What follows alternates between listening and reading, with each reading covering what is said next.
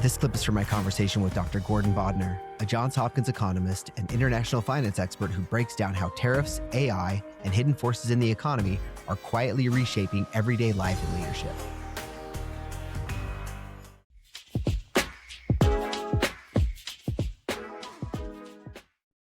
It'll be so common, it'll kind of be like the internet. We'll all be able to use it for generally very little to no actual use cost, yet it's expensive to produce, right? You got to Yeah. build the models, you got to train them, that it requires tons and tons of access to data, tons and tons of energy. So I think the market's probably starting to rethink that, well, maybe all this investment going in cannot have a 10 or it cannot have a 15 or 20% annual payoff. And so they're getting more picky on who they think's going to win and who they think's going to lose. And right now, I think it may just be too early to tell. But what it means is you kind of just lower your expectations on average for the whole portfolio. But it's, if this is what makes business, and finance fascinating, is you don't necessarily know upfront who the winners and losers are going to be. And sometimes they're not the companies you expect them to be when we started, right? I mean, if you go back and think who the big companies were in the internet and early on, I mean, AOL and these guys, they completely collapsed. And these little tiny startups that nobody had heard of, Facebook and Google and Amazon, suddenly Amazon, what are you selling books on now look at them. So I think the market does a great job, right? They eventually figure out and they get it right in the sense that the people who win, are able to capture some of those benefits. But I think with AI, it's too early to know. And there's a lot of money being put into the competition. And you've seen this throughout history in the US, railroads in the 1800s, the car companies in the 1930s, 40s. Even now, to some extent, car companies are still, the electric car thing is another whole form of consolidation and who's going to win that battle. But, Tesla was the big early lead. It's increasingly less obvious that they may be the winner now, but this is the way the market works. So I think, I'm not worried about it. I just think the hype around AI is, we've seen this before, and it's not unreasonable to believe that the average price of an AI stock was on average too high. There are a couple of them that are worth a lot at the current price, but there's several that are going to turn out to be not good at the current price. And so you either put your money on a horse. If you're going to buy the whole portfolio, you're going to win a few and lose a lot in others. So, take your bumps. That's a really, I love the comparison there. I have several thoughts, but one is I'm thinking around the electric car comparison, and you were talking about how there were a lot of companies and how some companies may shake out. And I'm just thinking, I remember a few years ago I was reading that Ford was ramping up their electric car production significantly, and that was a really big hype. We can't keep up with demand, and then all of a sudden that's already wound back down. Yeah, they said, no, we're cutting it. It's not working for us. So yeah.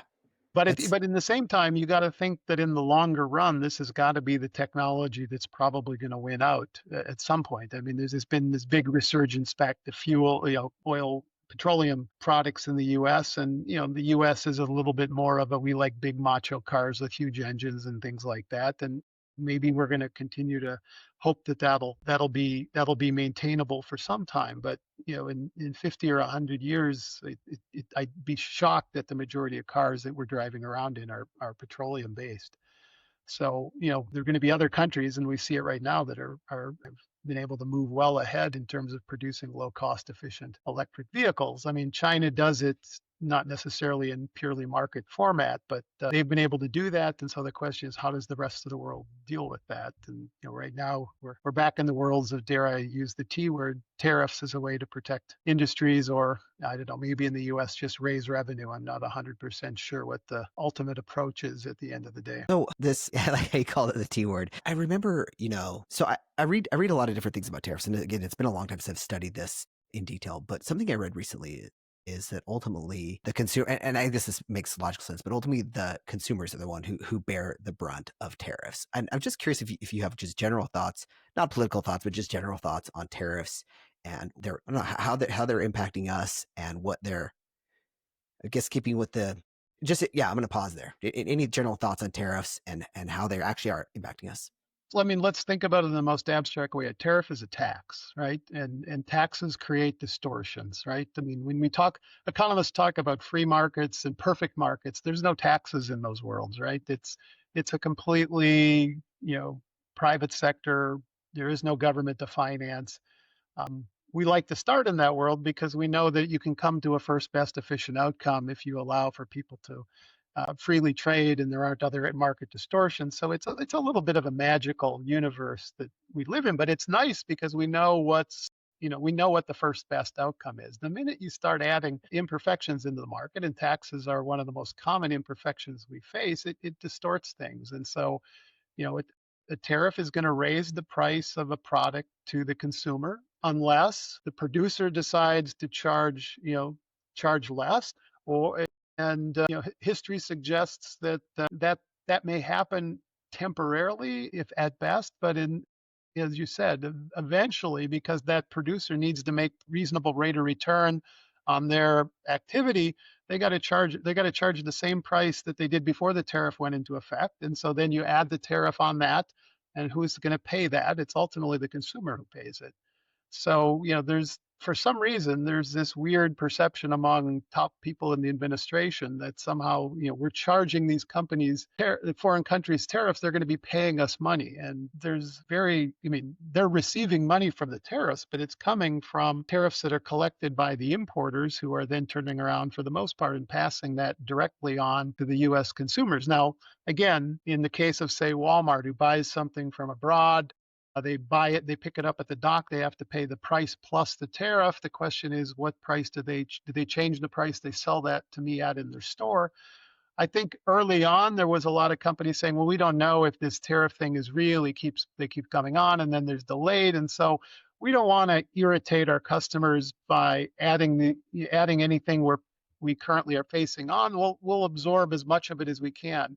But doing that just makes their level of profitability lower. So if that was really what was going on, that Walmart was absorbing all these tariffs, Walmart's stock price would have to be taking a pretty substantial hit. And you just don't see that. The stock market in general right now is at an all-time high. So it seems hard to believe that you see the US importing companies absorbing it, because then it's the shareholders who are essentially bearing most of the tariff.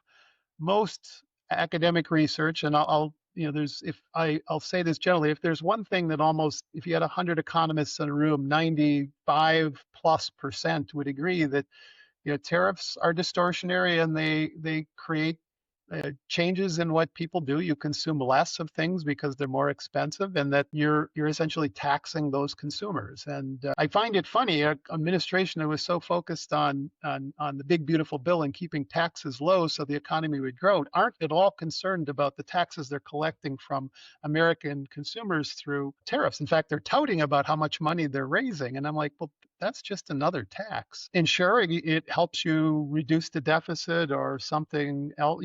It's a form of revenue. So if you needed to raise government revenue, a tariff does it. It's going to do it by making certain things, and especially when you tariff everything, especially for those people who have to spend more of their income to buy the necessities to survive, that's a very regressive form of taxation. Most economists would agree tariffs are always a second best policy. If the goal of the tariffs was to bring back US production to the US of certain key sectors that we think were important for national security, that's an understandable target, right? You want more steel produced in the US, fine, put a tariff on steel, but don't tariff strawberries and food products or avocados so I can't enjoy my guacamole as much. Because who are you protecting in the US? I mean, maybe a few strawberry growers in Florida or California, but I don't know but off season, what can they do, right? If I want strawberries off season, we got to get them from Latin America, South America, and now those places 15, 20, 25% tariffs, it's going to bite at some point. I think a lot of us are kind of surprised how long it's taking for the prices to adjust, but I think that has to do with several things. International trade's got a very long lead time. Usually you order something, it takes 90, 120, sometimes even 180 days for the transaction to occur, get the product in, and then you've got to figure out, okay, do I add the tariff on to what the customers face, or am I still waiting to see if there might be some better deal coming up in the future and I'll just eat this little temporary loss? I think now that things are becoming more clear as this is what the administration is going to do, they're setting the kind of permanent tariff levels. I think you're going to start to see, and I'm not the only economist who's been saying it, that ultimately we're going to see some amount of price increase. Now, let me just put it in perspective. imports in the US are, 10, 15% of GDP. That, let's say, they account for 15% of total consumption, what a family normally consumes.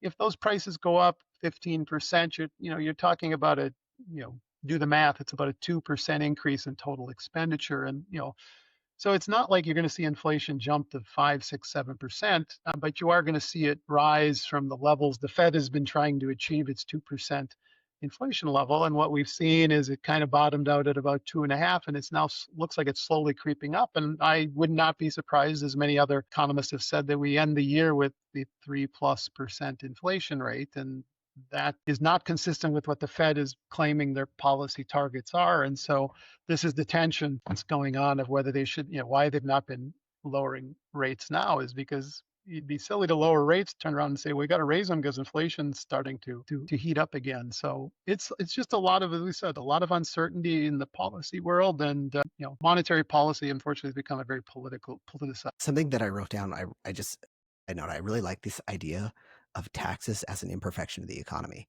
I've never thought about that in a specific way. It just was really interesting because, I believe in the economy. I like it. I like this, it's fascinating. What are the other things that we'd consider kind of an imperfection in the economy? Well, I mean, I'm most familiar with teaching imperfections in financial markets, but I mean, Sure. Yeah. Sorry. I could be more specific there. yeah, I mean, in the financial market. Thank you. that's fine. I mean, but the four classic imperfections in the financial markets, the ones that sort of change us from the perfect world to the one we actually live in, are taxes. They create distortions, and we do things to, I'll try to eliminate some of those distortions. For example, interest on debt is tax deductible, right? In many cases. And even the current administration is bringing back deductibility on auto loans. So you can deduct interest on.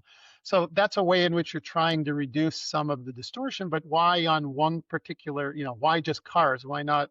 We already have it on houses, right? You can deduct. If you itemize, you can deduct interest on your mortgage. But what about student loans or credit card loans or other things like that?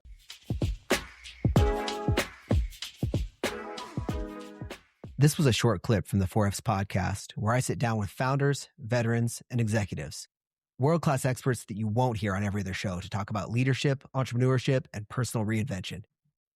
For the full conversation and more context, tap the link in the description or search 4Fs podcast on YouTube or your favorite podcast app.